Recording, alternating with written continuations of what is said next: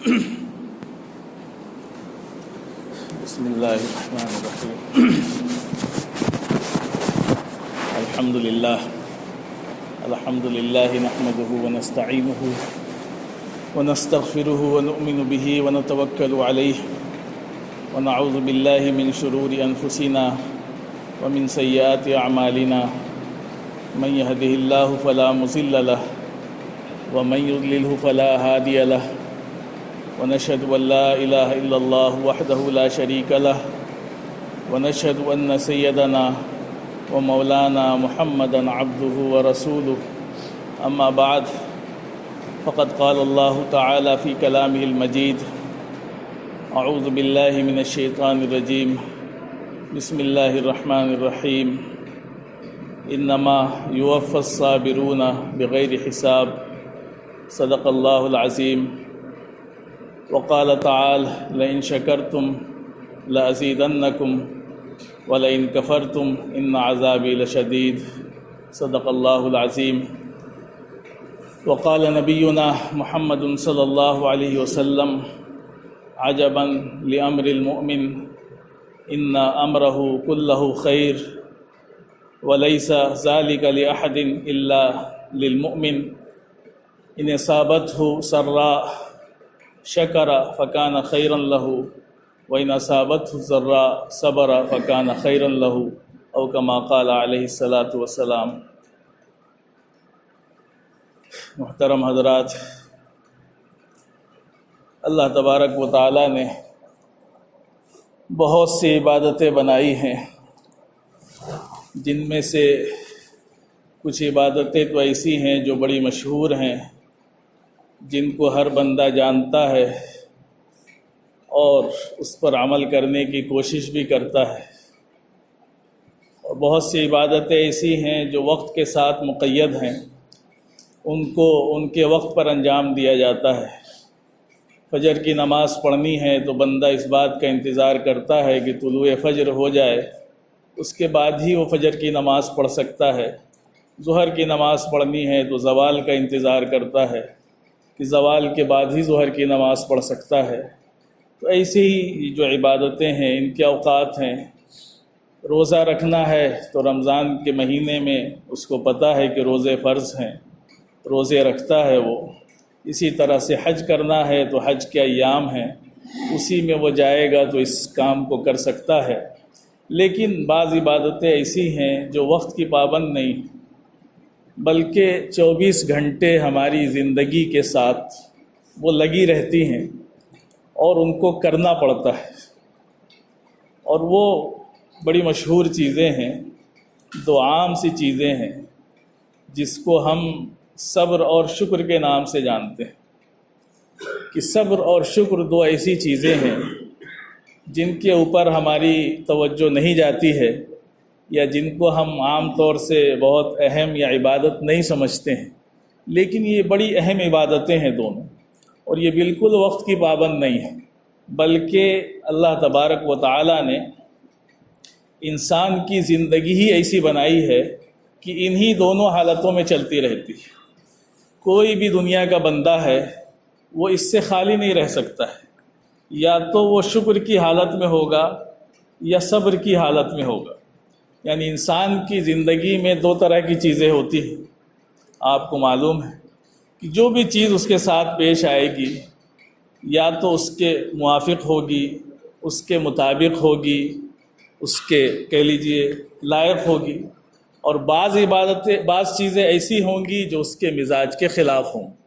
تو یہ دو مرحلے اس کو ہمیشہ پیش آتے ہیں کہ ابھی صبح اٹھے کوئی ایسی چیز پیش آئی جو اچھی تھی تو اچھی چیز پیش آئے گی تو شکر کرنا ہے، اور مزاج کے خلاف چیز پیش آئے گی تو صبر کرنا ہے. اسی لیے اللہ کے نبی صلی اللہ علیہ وسلم نے فرمایا، جو حدیث آپ کے سامنے پڑھی ہے، اس حدیث میں اللہ کے نبی صلی اللہ علیہ وسلم فرما رہے ہیں کہ عجبا لامر المؤمن، کہ مومن کا معاملہ بھی بڑا عجیب و غریب ہے. مومن کا معاملہ کیا ہے؟ بڑا عجیب ہے. فرمایا کہ ان امرہ کلہ خیر، اس کے ہر معاملے میں خیر ہی خیر ہے، بھلائی ہی بھلائی ہے. اور فرمایا کہ وَلَيْسَ ذَلِكَ لِأَحَدٍ إِلَّا لِلْمُؤْمِنِ، اور ایسا معاملہ سوائے مومن کے کسی کے ساتھ نہیں، یہ معاملہ صرف ایمان والے کے ساتھ ہے کہ اس کے ہر کام میں خیر ہی خیر ہے۔ یعنی ہمارے استاد اس حدیث کا ترجمہ کرتے تھے کہ ایمان والے کے دونوں ہاتھ میں لڈو ہے، اس کو کہیں سے بھی نقصان نہیں۔ آگے فرمایا اللہ کے وسلم نے کہ ان اصابتہ سرا شکر، اگر اس کو کوئی اچھی چیز پہنچتی ہے تو وہ کیا کرتا ہے؟ شکرا، شکر کرتا ہے۔ فکان خیرا لہ، تو یہ بھی اس کے لیے بہتر ہے۔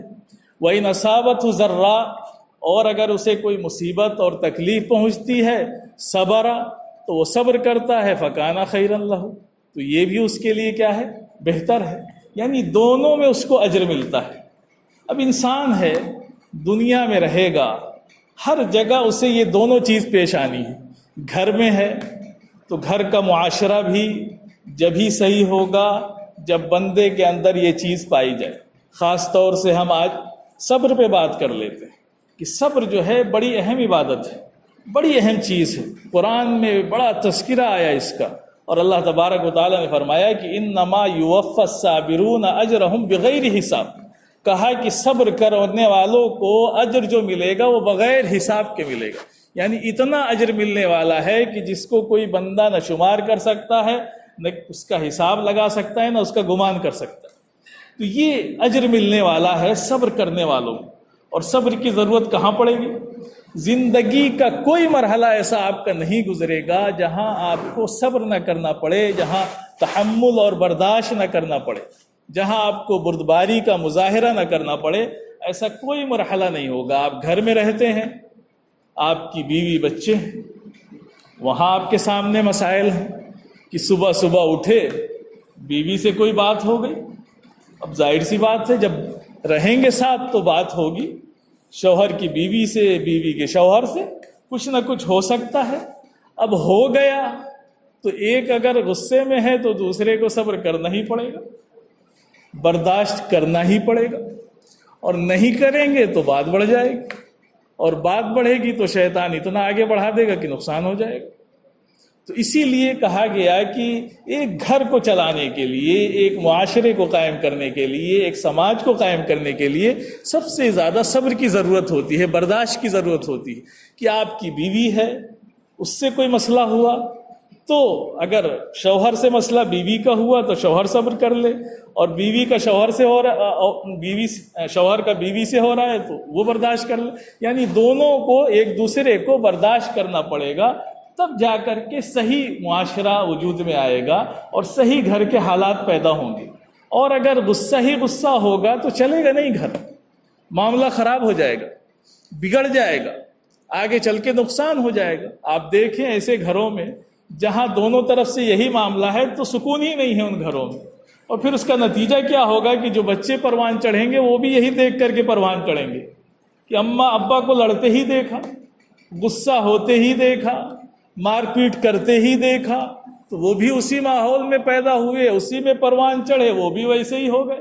تو بعد میں جا کر کے ابا کہتے ہیں کہ ہمارا بیٹا باغی ہو گیا۔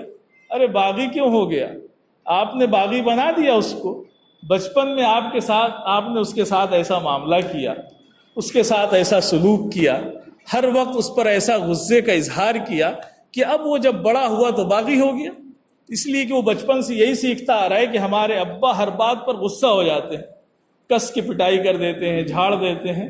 تو اب وہ بھی بڑا ہو رہا ہے تو اس کو بھی لگا کہ ہم بھی طاقت ہو گئے، تھوڑا مضبوط ہو گئے، تو اب وہ ویسا کام وہ بھی کرنے لگتا ہے۔ تو اس سے کیا ہوتا ہے، پورے گھر کا اندر کا معاشرہ جو ہے وہ بگڑ جاتا ہے۔ تو بڑی فضیلت بیان کی کہ صبر کرنا پڑے گا انسان کو۔ اگر صبر نہیں کرے گا تو کام چلنے والا نہیں ہے۔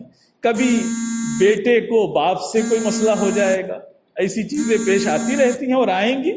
بیٹا کوئی غلطی کرے گا، بچے کوئی غلطی کریں گے، اب اس کو کیسے ڈیل کرنا ہے وہاں پر، ہے نا۔ غصہ جو ہے آنا ایک فطری چیز ہے، انسان کو غصہ آئے گا۔ اگر غصہ نہ آئے تو یہ بھی فطرت کے خلاف، یہ بھی صحیح نہیں ہے۔ غصہ آنا تو ایک فطرت ہے، لیکن غصہ جب آ جائے تو اللہ نے قرآن میں تعریف کی ان کی کہ جو غصے کو پی جاتے ہیں، قابو کر لیتے ہیں۔ فرمایا کہ والکاظمین الغیظ والعافین عن الناس، غصے کو پی جانے والے اور معاف کر دینے والے۔ تو غصہ آیا لیکن غصے کو قابو میں کر لیا۔ بچے ہیں، ایک بچے نے، ایک لڑکے نے گھر میں ایک گلاس توڑ دیا۔ اب ابا کو بڑا غصہ آیا، اٹھے، اس کی ٹھکائی کر دی، خوب پٹائی کر دی۔ اب کیا ہوا، 2-4 دن کے بعد پھر اس سے گلاس ٹوٹا، اور جب دوبارہ گلاس ٹوٹا تو پوچھا ابا نے کس نے توڑا؟ تو لڑکے نے دھڑ سے جھوٹ بولا، کہا کہ ہمیں نہیں پتا کس نے توڑا۔ اس نے جھوٹ بول دیا، کہا کہ ہمیں نہیں پتا کس نے توڑا، اس لیے کہ پہلے تو مار کھا چکا ہے کس کے۔ تو اب اس نے جھوٹ بولا، کہا کہ ہم نے نہیں توڑا ہے۔ اب ابا بیچارے پریشان ہیں کہ کس نے توڑا۔ اب کئی دن کے بعد پتہ چلا کہ اسی نے توڑا تھا، لیکن اس نے کیا کیا، جھوٹ بولا۔ تو اس وقت تو ابا کو غصہ تھا، جب گلاس ٹوٹا تب تو بڑا ان کو غصہ تھا، مار دیتے۔ اب جب 4 دن کے بعد پتہ چلا ابا کو، تو اب غصہ ٹھنڈا ہو گیا، اب نہیں ماریں گے۔ کیوں نہیں ماریں گے؟ اب تو غصہ ہی نہیں۔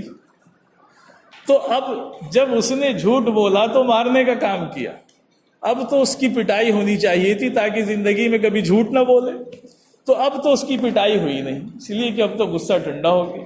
اب پہلے اس کی پٹائی کر دی جیسے ہی گلاس ٹوٹا تھا، تو اب اس نے جھوٹ بولا۔ تو جب پہلے گلاس ٹوٹا تھا اسی وقت آپ اگر غصے کو قابو میں کر لیتے اور بلا کر کے پیار سے اس کو سمجھا دیتے کہ بیٹا ایسے نہیں، ایسے کرنا چاہیے، تو وہ آگے جھوٹ نہ بولتا، اور جب جھوٹ نہ بولتا تو یہ مسئلہ نہ پیدا ہوتا۔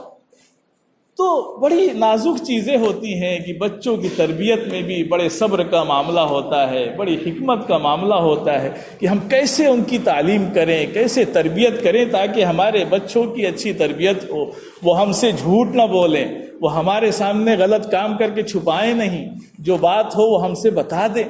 تو یہ چیز جب ہی پیدا ہوگی جب ہم ان کے ساتھ صحیح سلوک کریں گے، صحیح معاملہ کریں گے تو صحیح ہوگا۔ اور اگر ہم غلط کریں گے تو وہ بچے بھی ویسے ہی بنتے چلے جائیں گے، اور بعد میں جب وہ بڑے ہو جائیں گے تو شکایت کرنے سے اور رونے سے کچھ نہیں ہونے والا، پھر تو وہ بگڑ چکے ہیں، ان کی عادت خراب ہو چکی ہے۔ تو میرے بھائیوں، ہر جگہ صبر کرنا پڑتا ہے۔ گھر کے اندر صبر کریں گے، گھر سے باہر نکلیں گے آپ کو ایسی چیزوں کا سامنا کرنا پڑے گا جہاں آپ کو صبر کرنا پڑے گا۔ آپ دکان کرتے ہیں، دکان پہ آپ بیٹھیں گے، طرح طرح کے گراہک آئیں گے آپ کے سامنے، طرح طرح کے کسٹمر آئیں گے، آپ کے ساتھ کوئی بڑا اچھا سلوک کرے گا، کوئی بڑی بدتمیزی بھی کر دے گا، لیکن آپ کو کیا کرنا پڑے گا؟ برداشت کرنا پڑے گا۔ اگر آگے بڑھنا چاہتے ہیں، ترقی کرنا چاہتے ہیں، تو اس وقت آپ کو اپنے غصے پر قابو کرنا پڑے گا، اور یہ دیکھنا پڑے گا کہ اس کے ساتھ کیا سلوک کریں جس کی وجہ سے یہ اس عمل کو چھوڑ دے یا اس کو کچھ عبرت ہو جائے۔ تو یہ دماغ لگانا پڑے گا، اور جب انسان غصہ ہوتا ہے تو دماغ کام کرتا نہیں اس کا۔ اسی لیے حدیث میں آتا ہے کہ جب غصہ آئے کسی کو تو اس کو پانی وانی پلائیے، کھڑا ہو تو کہیے بیٹھ جائیے، بیٹھا ہو تو کہیے کھڑا ہو جائیے، یا بیٹھا ہو غصہ نہیں جا رہا تو کہیے تھوڑا لیٹ جائیے۔ تو اس کی حالت بدلیے تاکہ اس کا غصہ قابو میں آ جائے۔ غصے میں جو فیصلے ہوتے ہیں وہ دماغ سے نہیں ہوتے ہیں، وہ عقل سے نہیں ہوتے ہیں، وہ جذبات سے ہوتے ہیں، اور جذبات کے فیصلے صحیح نہیں ہوتے۔ تو اس لیے جو ہے صبر کی بڑی اہمیت، بڑی فضیلت بیان کی، کہا کہ ان اللہ مع الصابرین، صبر کرنے والوں کے ساتھ اللہ ہے۔ صبر کریں گے اللہ آپ کے ساتھ ہے۔ اب ہر جگہ یہ معاملہ ہے، آج جس سماج میں ہم رہتے ہیں، جس معاشرے میں رہتے ہیں، اس میں ہمیں صبر کرنا پڑے گا۔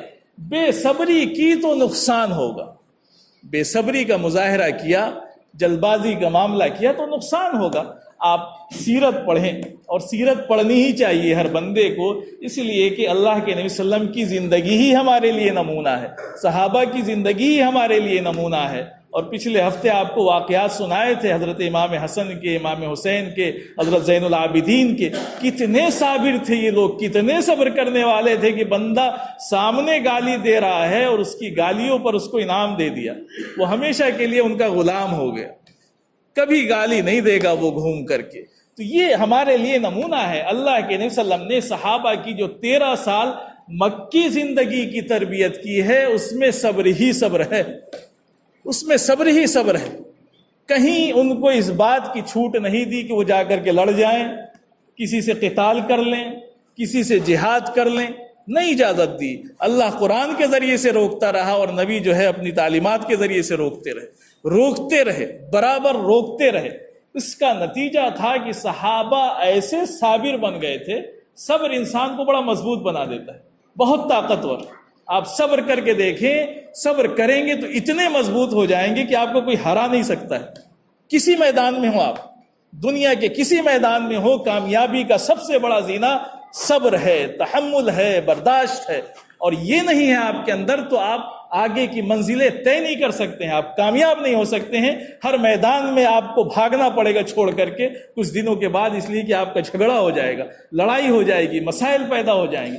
تو برداشت جو ہے کامیابی کا بہت بڑا زینہ ہے، اس لیے ہماری تعلیمات اس پر زور دیتی ہیں۔ تو اللہ کے نبی صلی اللہ علیہ وسلم نے اتنا زور دیا کہ صحابہ صبر کرنے والے ہو گئے۔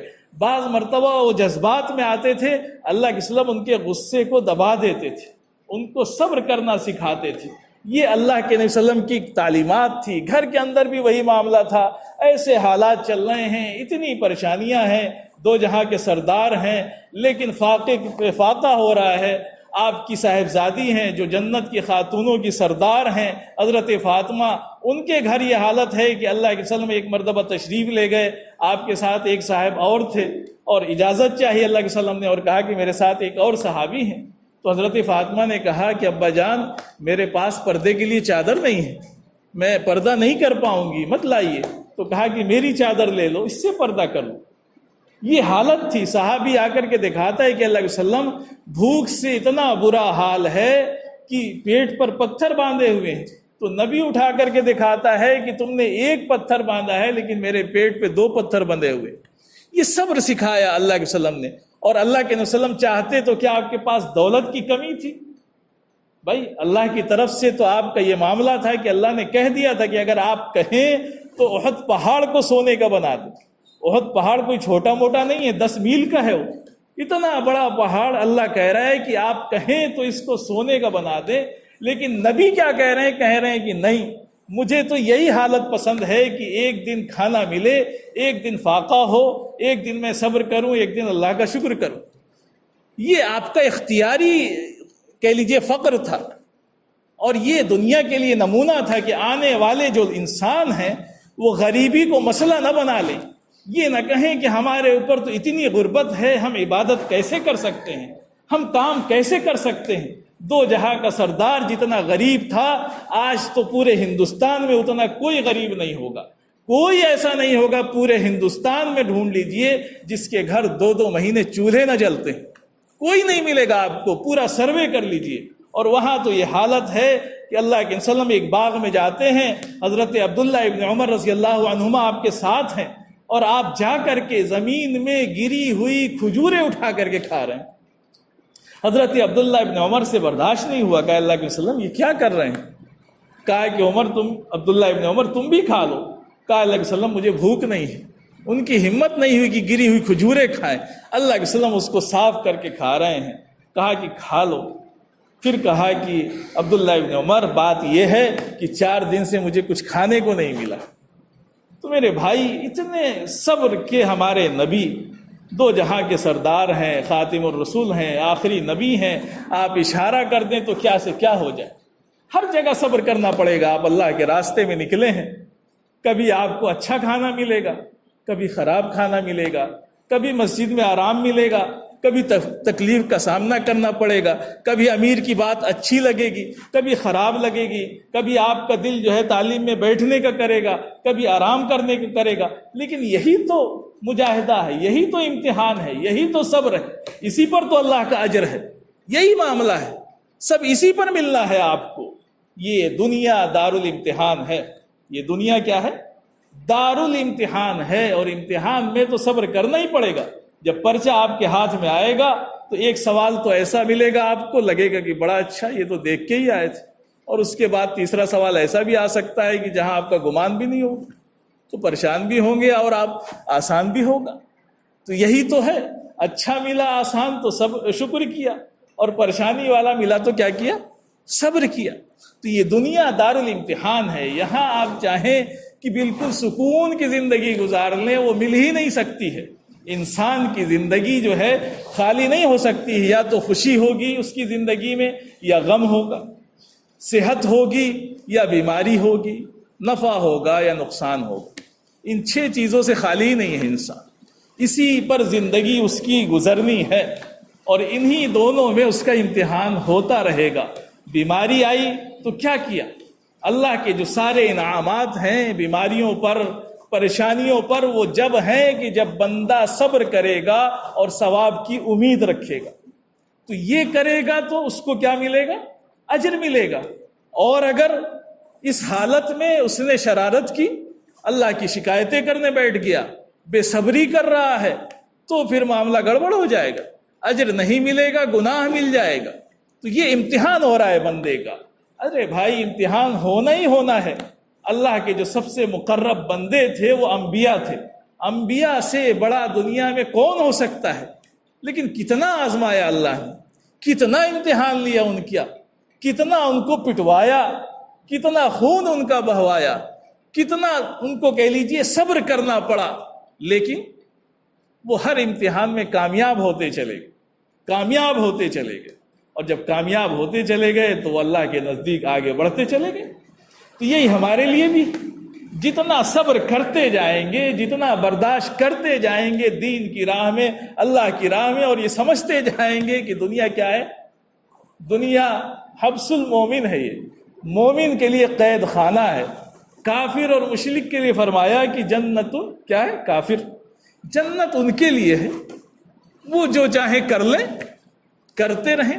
ہم تو اللہ اور اس کے رسول کے پابند ہیں، ہر موقع پر دین کے لیے، دین کی دعوت کے لیے، شریعت پر عمل کے لیے ہمیں صبر کرنا ہی پڑے گا، برداشت کرنا ہی پڑے گا، اور نہیں کریں گے تو ہم دین پر چل ہی نہیں سکتے۔ تو اسی کی تعلیم اللہ کے نبی صلی اللہ علیہ وسلم نے 13 سال تک دی کہ جس دین پر تم چلنے جا رہے ہو نا، یہ زندگی آسان نہیں ہے، یہ آگ کا دریا ہے، اسے پار کر کے جانا پڑے گا۔ تو سوچ لو، جب آئے ہو تو سوچ لو۔ اللہ کے وسلم سے ایک صحابی نے کہا کہ اللہ کے وسلم مجھے آپ سے محبت ہے، تو کہا کہ سوچو، انظر ما تقول، کہا کہ غور کرو تم کہہ کیا رہے ہو، سوچ لو۔ کہا کہ اللہ کے وسلم میں سوچ کر کہہ رہا ہوں کہ آپ سے محبت ہے۔ تو کہا کہ جب سوچ کر کہہ رہے ہو تو فقر کے لیے تیار ہو جاؤ، اب تمہیں مجاہدہ کرنا پڑے گا، صبر کرنا پڑے گا۔ اور یہی زندگیاں ہیں صحابہ کی۔ حضرت مصعب ابن عمیر جو اسلام لانے سے پہلے 200 درہم کا ایک جوڑا پہنتے تھے، ایسی خوشبو لگاتے تھے کہ جس راستے سے گزر جاتے تھے وہ گلیاں مہک جاتی تھیں، لیکن جب اسلام لائے تو یہ حالت ہو گئی کہ موت کے وقت کفن بھی نصیب نہیں ہوا۔ ایک موقع پر وہ آتے ہیں تو ایک کمبلی اوڑے ہوئے ہیں، چادر لپیٹے ہوئے ہیں، اور اس میں بٹن تک نہیں ہے، کانٹے سے اس کو جو ہے بند کیے ہوئے۔ اللہ کے وسلم نے دیکھا تو آنکھوں سے آنسو آ گئے، اور کہا کہ یہ وہی مصعب ابن عمیر تھے جو اسلام سے پہلے 200 درہم کے جوڑے پہنا کرتے تھے، لیکن اسلام نے ان کی کیا حالت کر دی۔ تو آسان نہیں ہے جتنا آسان ہم سمجھتے ہیں محبت کا دعویٰ کرنا، اسلام کا دعویٰ کرنا، اور اپنے آپ کو بہت بڑا مومن کہنا۔ اس کے لیے تو ہمیں تکلیفیں برداشت کرنی پڑے گی، صبر کرنا پڑے گا، ہر موڑ پر ہمیں برداشت کرنا پڑے گا۔ اگر یہ کرنا آ گیا تو ہم یقیناً کامیاب ایمان والے ہو جائیں گے۔ اور اللہ تو امتحان لیتا ہے، امتحان میں کامیاب ہوں گے، پھر اس دنیا سے جائیں گے تو ایسا اجر ملنے والا ہے، اور دنیا میں بھی اجر ملے گا۔ ایسا نہیں کہ دنیا میں اجر نہیں ملے گا۔ آپ دیکھیں کہ صحابہ نے صبر کیا، اللہ کے نبی صلی اللہ علیہ وسلم نے صبر کیا، ازواج مطہرات نے صبر کیا۔ آج ان کی اولادیں ایسی ہیں کہ ساری دنیا ان کی غلام ہے، آج ان کے پاس کسی چیز کی کمی نہیں ہے، فتوحات، مال و دولت کی کثرت، سب ان کے قدموں میں ہے، کچھ کمی نہیں ہے۔ انہوں نے برداشت کیا تو اللہ نے ان کو دنیا میں بھی اجر دیا، اور آخرت میں جو ملنے والا ہے وہی اصل ہے، وہی تو اصل ہے۔ دنیا میں ملے یا نہ ملے، صحابہ تو رویا کرتے تھے جب ان کے سامنے نعمتیں آتی تھی تو رونے لگتے تھے، کہتے تھے کہ واہ ہماری حالت دیکھو، حضرت حمزہ کی حالت دیکھو کہ حضرت حمزہ اللہ کے وسلم کے چچا تھے، اس دنیا سے گئے تو ان کو کفن بھی نہیں ملا۔ ایک ایسی چادر ملی جو پیر پر ڈھانکو تو سر کھل جائے اور سر ڈھانکو تو پیر کھل جائے، اور ہمارے سامنے نعمتوں کے انبار لگے ہوئے، رونے لگتے تھے اور کہتے تھے کہ کہیں ایسا تو نہیں ہے کہ جو نیکیاں ہم نے کی ہیں اللہ ان کا بدلہ اسی دنیا میں ہمیں دے رہا ہے۔ یہ صحابہ کی حالت تھی۔ تو میرے بھائیوں، بس کہنے کا مقصد یہی ہے کہ ہمیں صبر کرنا چاہیے، صبر سیکھنا چاہیے، گھر میں بھی صبر، باہر بھی صبر، معاشرے میں بھی صبر۔ ہم فیکٹری چلاتے ہیں تو وہاں بھی نفع نقصان میں صبر، ہم دکان چلاتے ہیں وہاں بھی صبر، سڑک پہ چلتے ہیں وہاں بھی صبر۔ جہاں ہم چلیں گے اس صبر کی زندگی کے ہر موڑ پر ہمیں ضرورت پڑے گی، اور جو صبر کرتا چلا جائے گا وہ آگے بڑھتا چلا جائے گا، کامیاب ہوتا چلا جائے گا۔ اللہ تبارک و تعالی ہم سب کو کہنے سننے سے زیادہ عمل کی توفیق عطا فرمائے۔ وآخر